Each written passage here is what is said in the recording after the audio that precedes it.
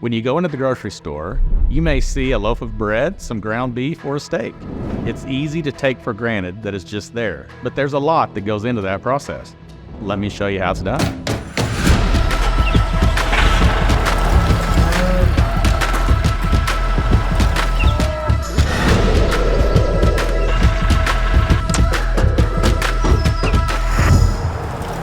I'm Michael Peters. I'm a farmer from Central Oklahoma.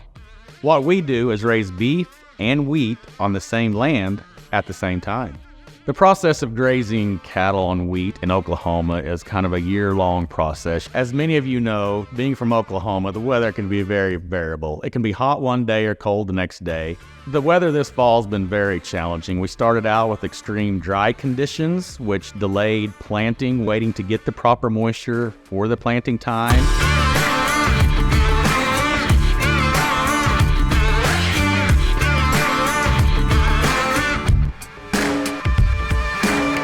As a farmer and rancher, we're always striving to produce a wholesome nutrition product for the consumer.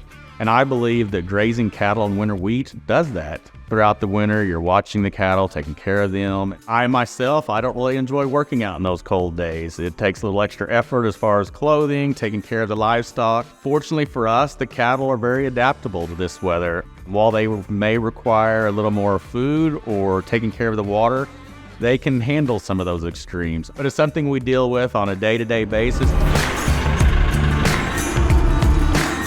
In the late February to March time frame, you're pulling those cattle off, and that's the optimal time where you've got your most gain and the wheat can still go on to a grain crop.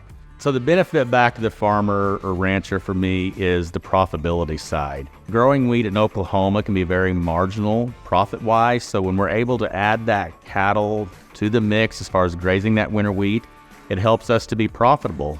So after you pull those cattle off and have shipped them, you're then taking that wheat crop onto harvest, which generally takes place in Oklahoma the first part of June. From that standpoint, it's then taken to the milling and baking process for our customers either domestically or overseas. Both the process of developing protein for the human diet and a whole grain is taking place on a small footprint.